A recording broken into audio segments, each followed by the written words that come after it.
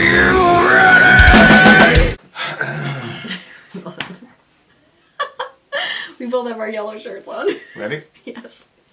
I'm Vin. I'm Sori. And it's Easter. Happy Yes, Easter. happy Easter, everybody. We had a thing lined up, and I'm like, I'm not gonna do blank blank blank on Easter. We're Yeah, Christians. if you guys knew what it was, you'd be like, yeah. No. Tomorrow, maybe. So in light of that day, and we're big believers in the big day. This is the high point of the year as a Christian believer. Christos Anesti, we believe it. Yes, sir. Okay, so I just said, just Google something, metal resurrection, and we came out with Fear Factory. Yeah. So Fear Factory, the name of the song is Resurrection, and we're going to get right into it. Let's go. God. Wow. Ready? I'm sorry, babe. Yeah. I know you hate it when I do that. And go. Go.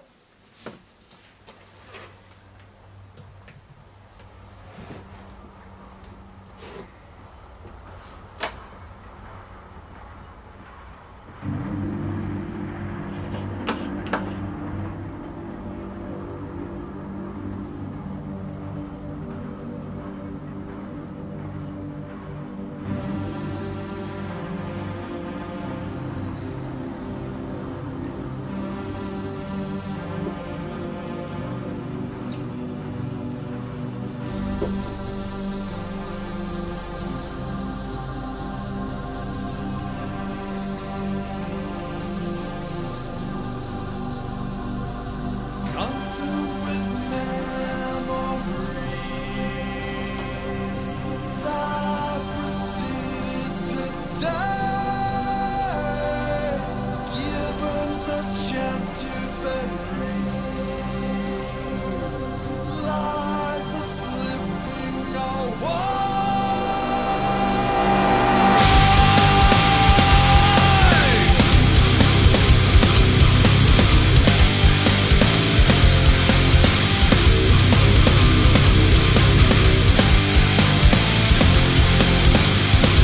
Oh, this is your band. Forget it. I'll play after. I can't hear it. Oh, forget it. This is your band, I said. But through tragedy of my slow decay, deceptive tendencies dragged my soul away. All that I know, there was no cure for me. Was a shattered soul, absence of mortality.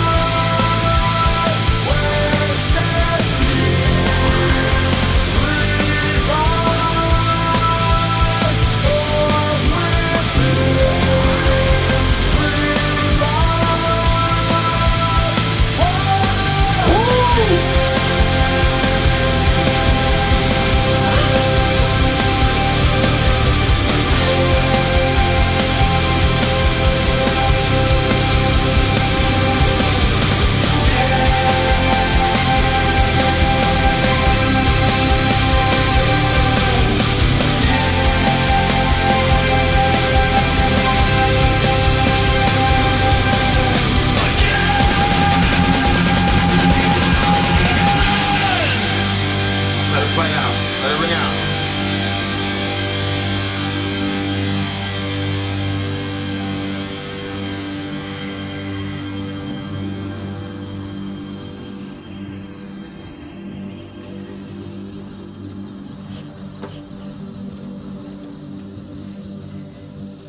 Forsaken by destiny,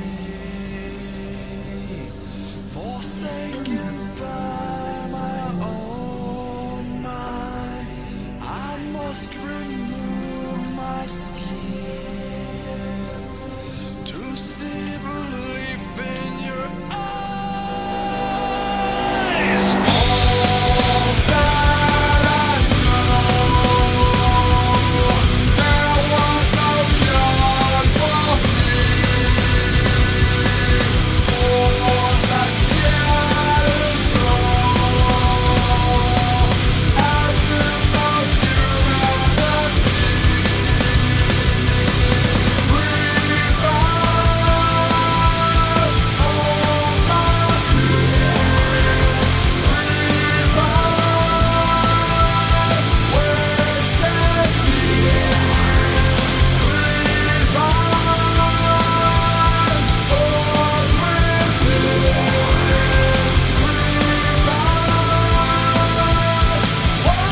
forth It's so emotional.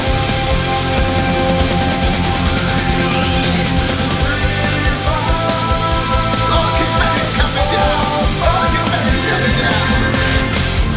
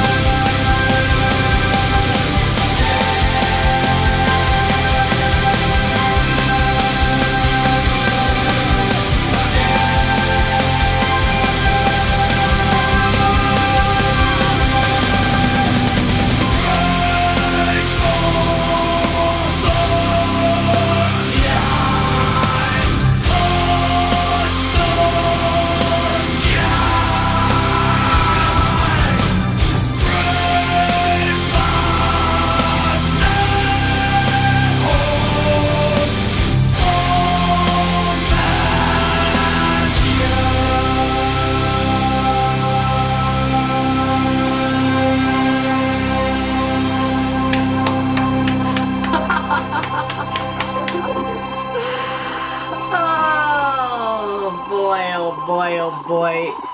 That song makes me feel very happy.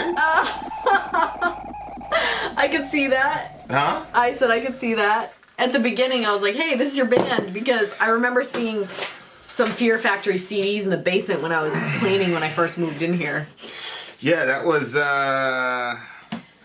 my brother got me a Fear Factory CD. It was called, It looked like it had ribs. like they broke up. Yeah, I forgot what the name of it. Archetype. Archetype. I don't remember. Yeah. They've got like a Terminator kind of storyline that they do sometimes. I literally didn't like this song until the last 20 seconds.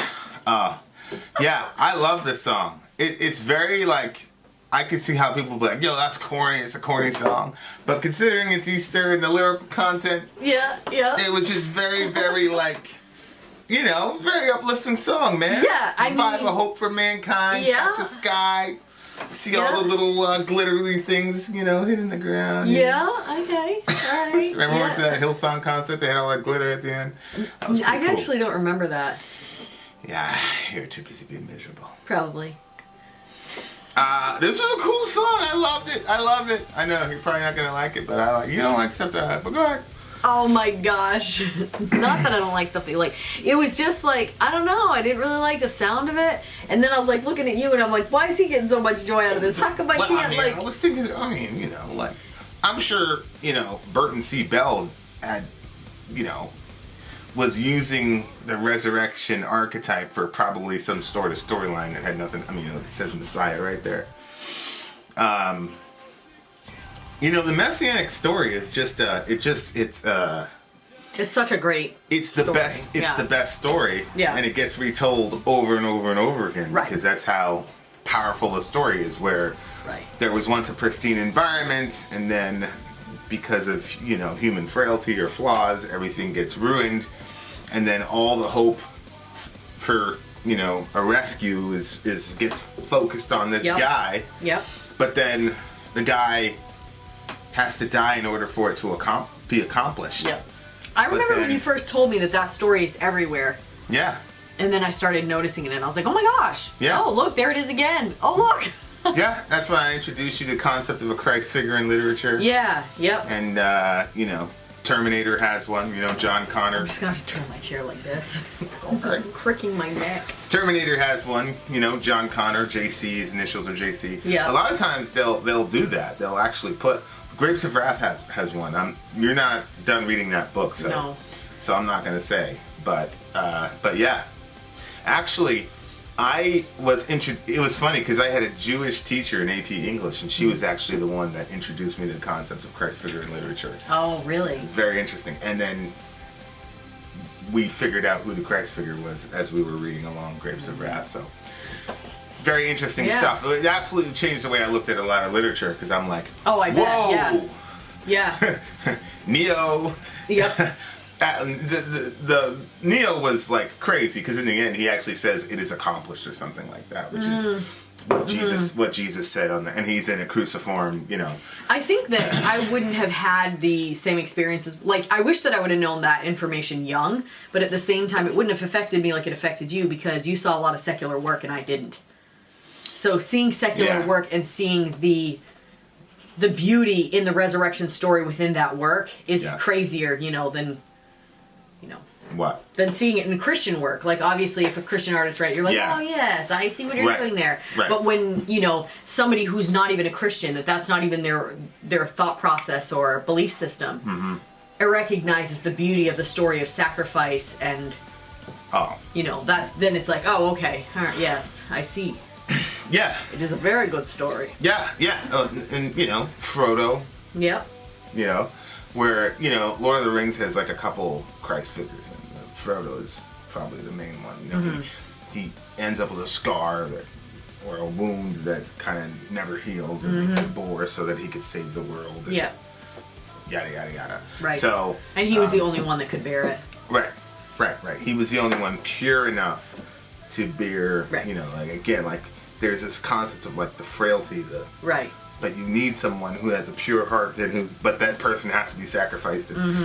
And but then the other side of that is the concept of resurrection, which is, you know, and they lived happily ever after. And you know, you got C.S. Lewis who talks about, you know, I get it. Sometimes you could say something's too good to be true. And then he basically makes the argument that if our life was insignificant at an objective level, then it is very curious that across generations and continents, everybody keeps telling and retelling these stories where life not only has meaning in the short time period that we have, but that there's somehow some ability to overcome death and all the rest of it. And so Lewis is talking about, well, maybe it's too good not to be true. And of course, Lewis always looks at things from these very, very strange angles. But I think my favorite part of listening to this song wasn't really about the concept of resurrection itself. I was just very, very thankful at the concept that I'm able to believe it. And not only believe it, but like know it. You know, like I'm at knowledge level faith on this topic. You know what I mean? And, you know, I know a lot of people, rah, rah, rah, rah, you know, the brain in the vat people. You can't know anything. How can you say that? Blah, blah, blah. I get it. And I you know, and you know, I mean, you've seen me. I can wrestle around in apologetics and you know, for hours and you know, like, but that's not really, you know, like, I don't know. I feel very, very blessed that God has just, you know, given that to me. You know, because I'm with you on that. Like, I feel like I don't question that at all. Like, we're definitely gonna rise after we die. I don't ever think that there's nothing after. I've questioned whether I was going to a good place or a bad place after, but I've never questioned whether that there was. I never ever thought that, you know, if I died, I would just not exist anymore. Oh, I know, that's so cute. I know. Oh, take that and I'll put it in the video right here. Oh. Yeah, I'll screenshot that, send it to you. Yeah. Oh my gosh, I love that. I like the way I like my height in that one. Back to to our regularly scheduled Oh program. my gosh, that's so cute. Shout out to who did that? That's our buddy. Oh, that's Winter Rose. Yeah. Oh snap! It's 2 a.m. and I was yelling like that. That's terrible. Okay, go back to what you were saying. You know what? Winter, I have to tell you, I always want to wear dresses like that, but I don't. And so it made me even more excited to see that because I was like, oh yes, I'm wearing something like that. I just feel like, especially where we live, it would just be even more weird. Maybe when we move, it would make more sense. But yeah. Anyway, Yeah. So yeah, pull back the lyrics, honey. Okay. So, yeah, the whole resurrection thing was never something, that wasn't something that I would question. And honestly, of all the things that I think about as far as resurrection goes, is his baby brother. So of all the things that I think about when I think about resurrection, the most important thing to me, and I don't know if it's like my family, like the way that my family was growing up or what, but like I always think of how we're gonna have a meal. And it always makes me emotional. Right now I feel like crying thinking about it, that we're gonna have a meal all together. And I don't know why that's so emotional for me. Well, when did it start becoming emotional for you? Before or after your world exploded? After. Well, then that means the meal is reconciliation and eating with people. Well, it's funny though, because I always picture your mom. A meal with your mom. Yeah, she's definitely gonna be there for sure. So. Look, I'm not mad at you. We'll hook up at the dinner table later, inshallah. This life is nothing, bro. Yeah. That's one of my favorite passages in Isaiah. On this mountain, the Lord will banish death. He'll swallow up death forever. Yeah. Yes. And then he'll have call him from the four corners of the earth. The choicest meats and the finest wines. Yep. Yeah. Talk to him. Yeah. My man Ben Webb's gonna be there, inshallah.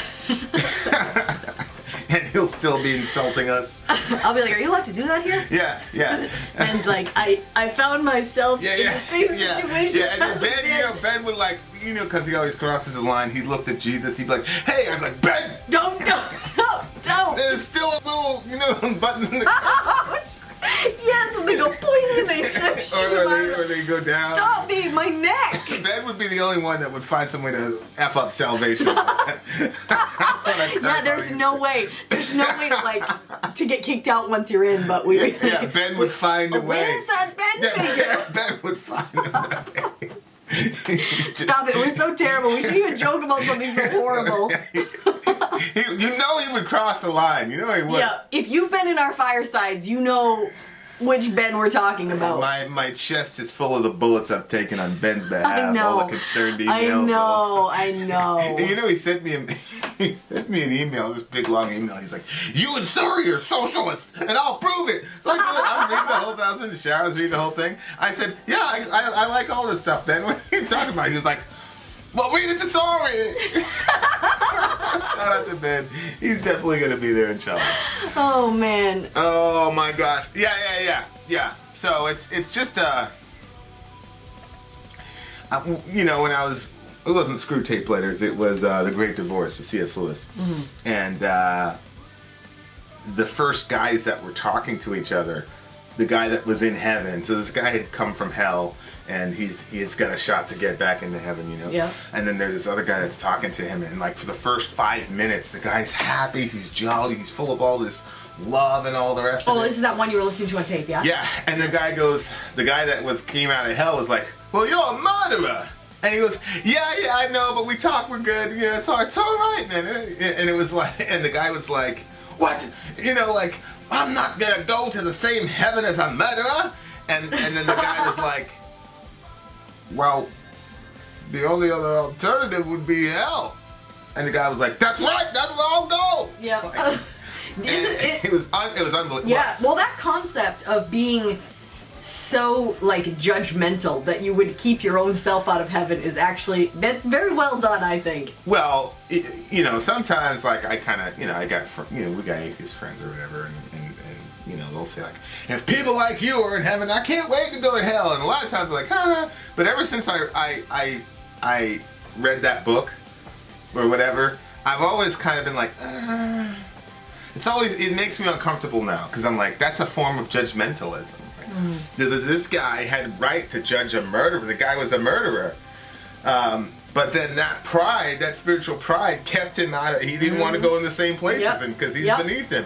You know, it's like Spurgeon said, where he was talking to this guy and the guy was like, I shouldn't like to be in heaven if there are going to be Negroes there. And Spurgeon said, don't worry about it, fam. You're not going to have to worry about it. He said, I told the good man, don't trouble yourself with such things. Don't trouble yourself. You'll be all right. There's not going to be a lot of Negroes where you're going. That was my little remix. Like you added that. Shout out to Spurgeon. Oh my word. You're disagreeable to live within peace. But Spurgeon had slaves. That's so No, he weird, didn't he? didn't. Spurgeon didn't? No, he was against slavery. Oh, it was Edwards that did. Yeah. Oh, okay. Don't go out to my man Spurgeon I get the greats confused sometimes. Spurgeon used to quote Negro spirituals and all that. He used to call slavery a horrible curse on the land and yada yada. Oh, okay. Yeah, Spurgeon was good people. Yeah. I like the part when So they say, I think about that a lot, you know, Ben Webb being around the table. And there's just some people, you know, like, remember there was that little kid in the church and nobody liked him, and he you know, he tried his best, but he was always committing crimes, that kid. Yeah. I loved him. yeah. I loved him, you know. It's funny because, like, sometimes you say he tried his best, and sometimes I'm like, well, but then there was times he really was trying. He tries. Like, was a sometimes bad you would kid. see him, like, he was, like, shaky. He was trying so hard to be he good. was trying to hold it in. It's like Ben. I see him. He's like over the keyboard. Yeah, he can't. And then he watches what everybody Yeah, does. he can't help him. So he can't he has a condition. You can't be mad at him for that. Shout out to Ben. I mean, love you, buddy. I'm assuming he's white, so he's disagreeable to live with. Obviously, but he'll get a tan when he gets up to the third heaven, inshallah. He rises. People are like, why are you wasting so much time on this Ben character? We don't even know him. We'll come to the firesides. You'll meet him. Yeah. This week. That's our live streams. Yeah. Ben Webb. But yeah, it's a beautiful concept to me because This was just in my cup. Okay. I hate our kids. they won't be there. I'll just drink my water. You have given your mother gross drinks for the last time. Yeah. So yeah, I mean, it's like the ultimate thing. But the thing about the resurrection isn't only that your body is like raised, you're indestructible, but like you'll finally have a mind as it was made, and it won't be addled with the effects of entropy or sin or whatever. And Darkness. Yeah, because and then you know I believe we're going to be like set loose all over the universe, and we're gonna the sciences are going to continue, and the arts are going to continue, and it's one of the most beautiful things about being a non-omniscient being is that there's always going to be something to learn. So you've got this group of non-omniscient beings who are then interacting with the infinite, and so he's got an infinite source of crazy stuff to show us, and we've got a finite capability to experience it, and so that's why forever becomes the most amazing idea of all time. Yeah. Because we're going on newer and newer discovery. I was just watching this science thing about like underwater and like there's this like lava lamp looking thing. It's just floating around there. It looks exactly like a lava lamp, and it swirls and all that. It's in the ocean. It was there for like thousands of years. We discovered it like 5-6 years ago. And I'm just like, oh yeah, there's so much of the ocean floor we haven't discovered. It's like human beings are so funny. Yeah. Everybody's stressed around. Like I know, like right now, there's a bunch of people going, "This is ridiculous. People don't rise from the dead." It's like, bro, we just discovered the lava lamp fish like 5-6 years ago, bro. Like the thing was there the entire time.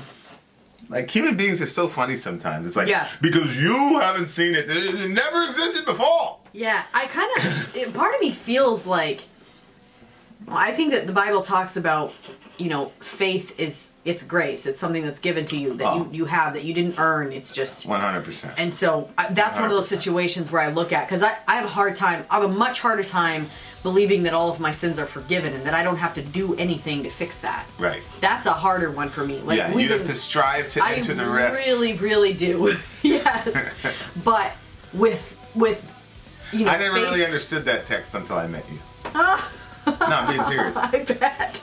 Yeah, it's definitely something that I definitely, and I struggle with that, and I just think to myself, oh, sometimes I don't want to strive anymore. I'd rather just, you know, Go back to and just, go back to working for God, being a slave instead of being a daughter. Yes. That's good. But anyway, That's good. That's why Jesus died and rose from the dead, so you can go back to, so you can be a slave again. No, to fear. I obviously don't think that it's like, but yes, kind of, yes. I mean, if I'm honest.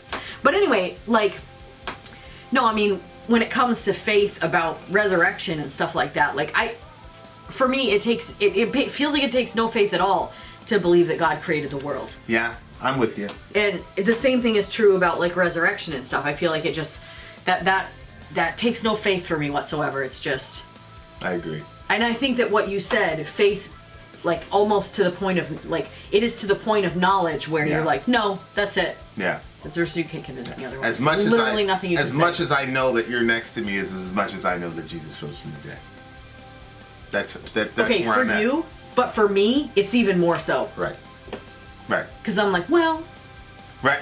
You could be a hologram. I've been to some pretty crazy testing facilities. You have no idea.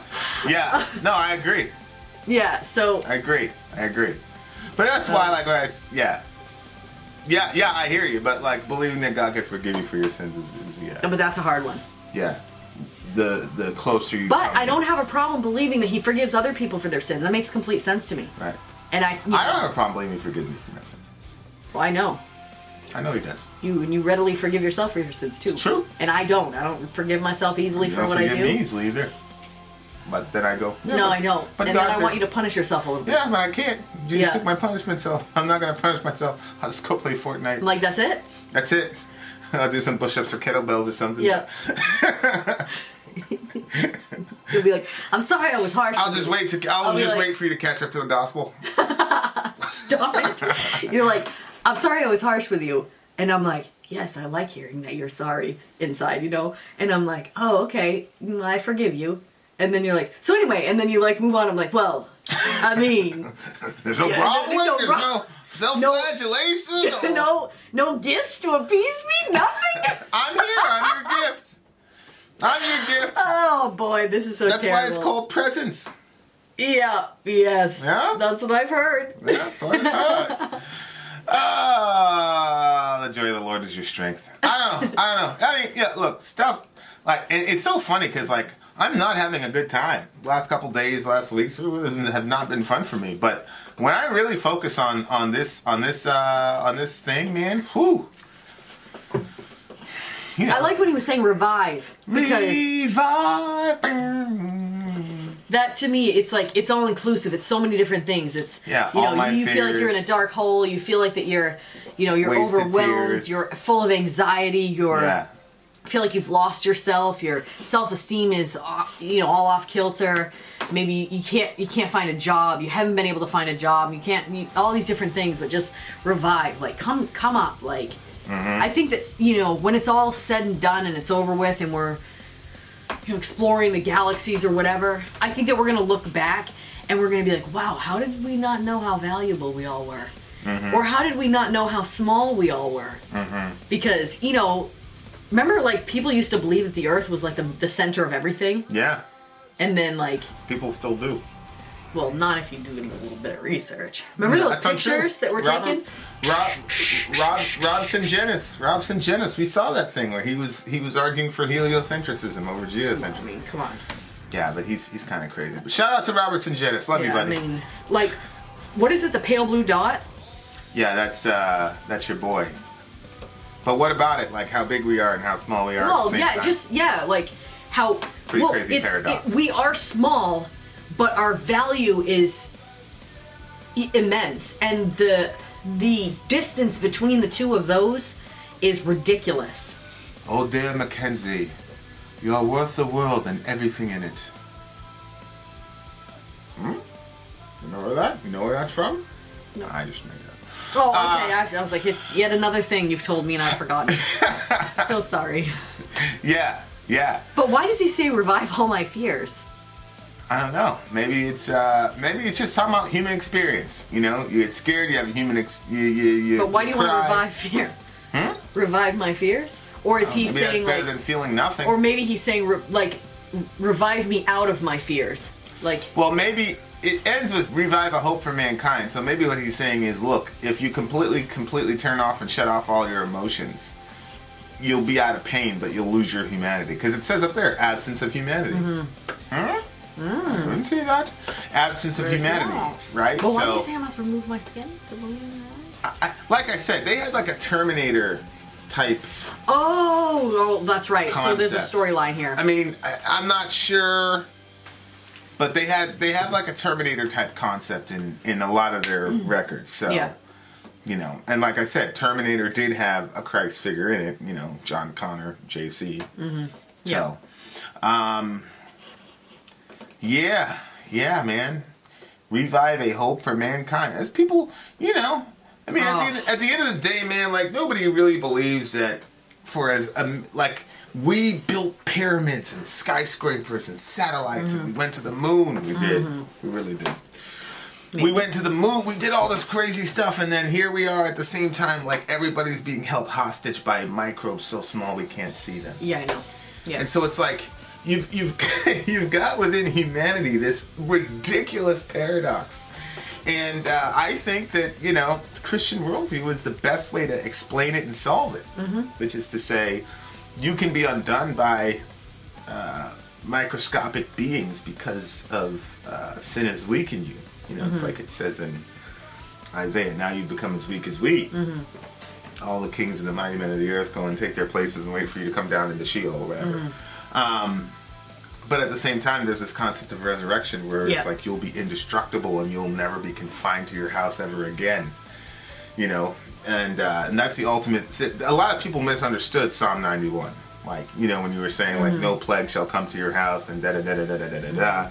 It's like I did a reading of Psalm 91. It's on the channel. Yeah, and I understood where people were. Some people were like, "Oh, you're giving false hope," blah blah blah blah. It's like, no, man. It's like the ultimate fulfillment of Psalm 91 is a resurrected body, where Right. Yep. you'll be impervious to all that stuff, you know. And then, you know, Alec could be like, "Well, what's going on with that microbe?" And he'll be able to spend 100 years in like complete focus, and you know, there you go.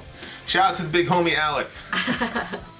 Yeah. I was talking to the kids the other day because we're having a discussion about violence and stuff, and when I was a teenager and I would talk about my religion, I always felt like I was kind of like selling something, or I had to say the right thing. Like people would say something and I'd like say the right thing.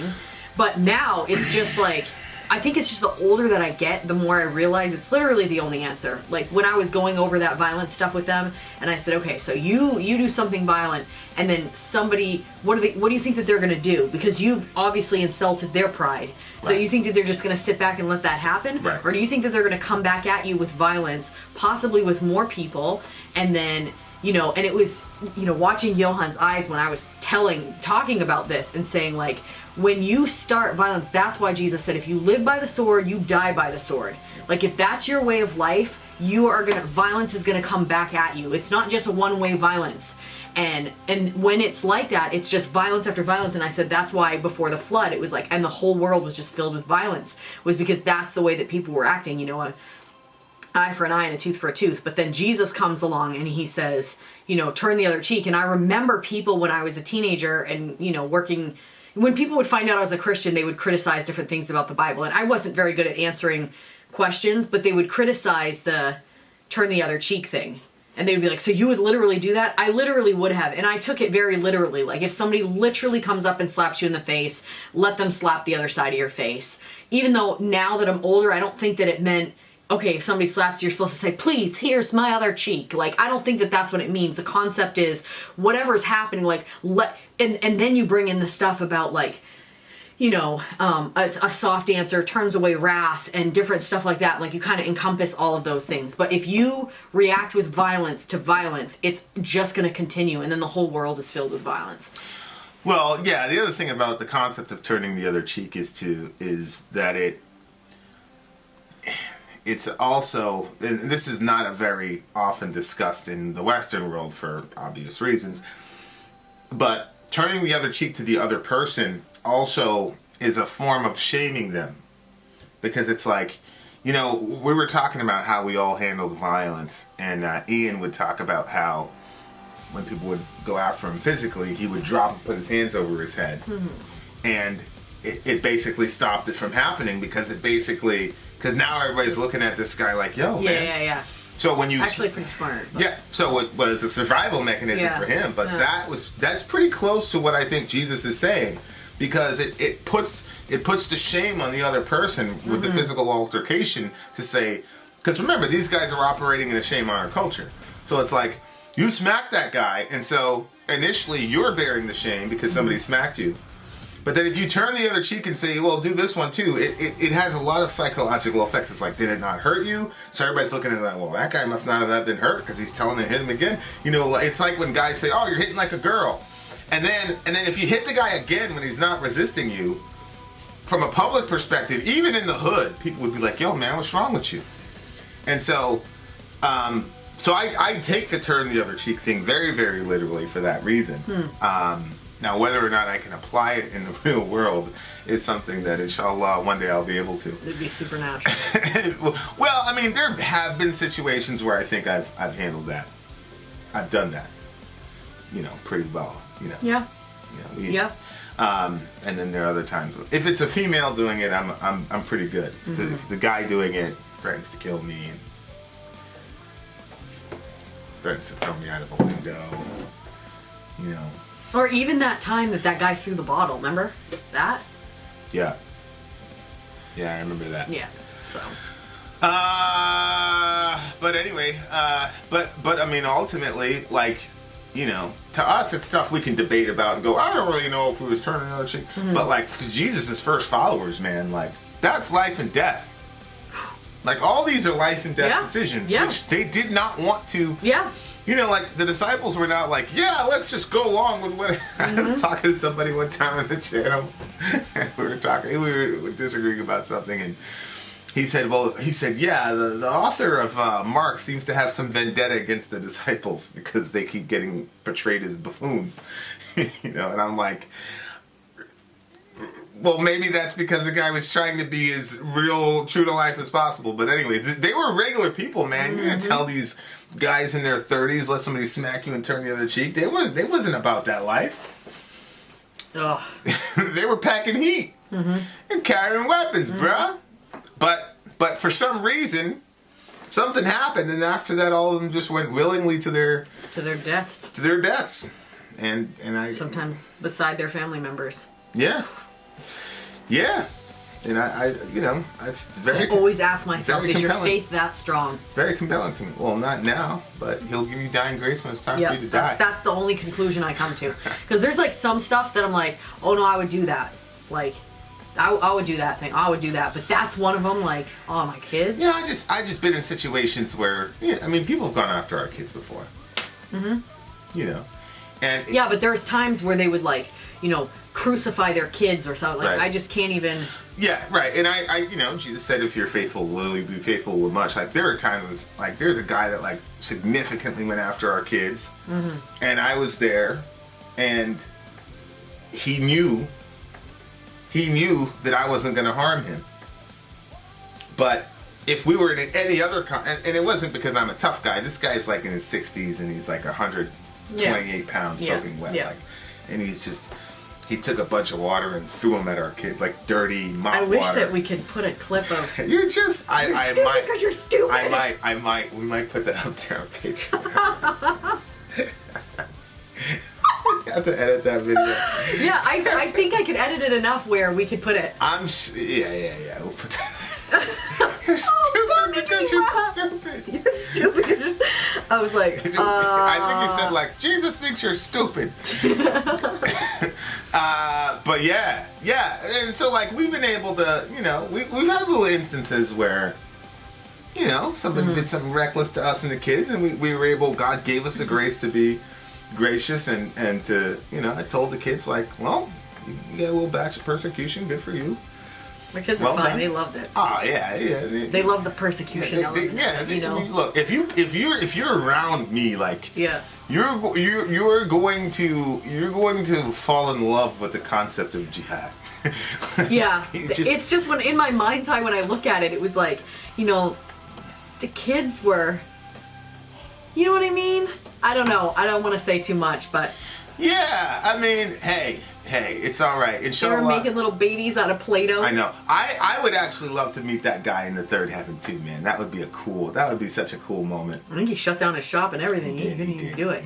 He did. Poor guy. Shout out to the big home. He was on his way for a heart attack. He could have had a good friend in me too, because he had a guitar shop. So Yeah. like we could have bonded over some Got a chords. friend in me. Yeah, but what does he do? No. He was all hey, he was just full of anger, man. He's full of anger. But yeah, I mean, yeah, he was. there was a time in my deepest, horriblest, nastiest moments of depression where I just like go through and be like, yo, what am I living for? And it was really interesting because it went away from what am I living for to like, this life is so short. I remember walking Dorian, walking Dorian through the door, and then now He's taller than you. He's taller than me. He's looking at stocks and he's got opinions on what stocks he He's wants got to buy. yeah. And it's like, where did the time? It's just like the brevity of this phase of the journey that everybody has. Yeah. It's like, Yeah. you don't know that your consciousness is just going to completely cease and dissolve into the ether. You don't know where it came from. You don't know where it's going. There's so much stuff you don't know. Yeah. Just believe, man. So yeah, but man, wow, it's like, whoa, the privilege of being able to believe this is like the greatest gift I've ever received, other than the factuality of what I actually believe in. Sometimes I don't know what the greater gift is, the fact that it's happened and going to happen, or the fact that I believe that. Yeah. So anyway, it's a beautiful thing. It's our day. We're very, very happy. I'm very happy. It's not our day. Hope your day is good. It's our morning. It's 2:30 a.m. But we're committed. Poor Sori is rubbing her neck.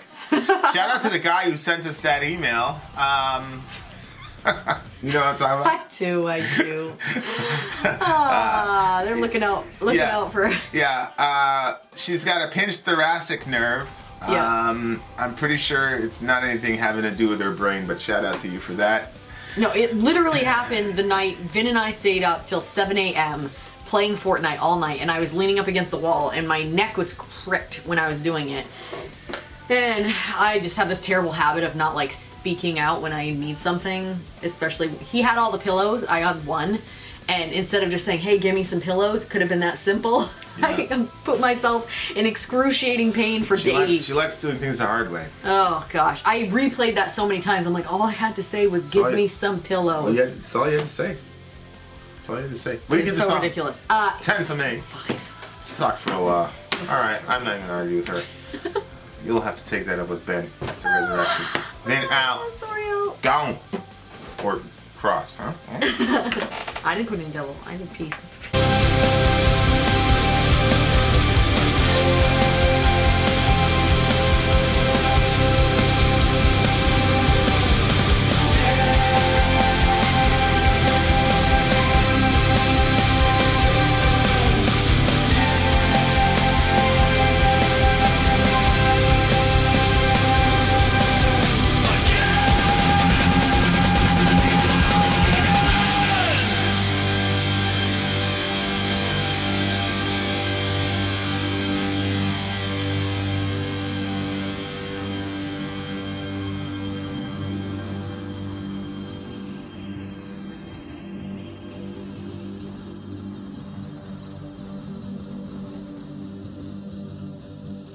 Forsaken by destiny, forsaken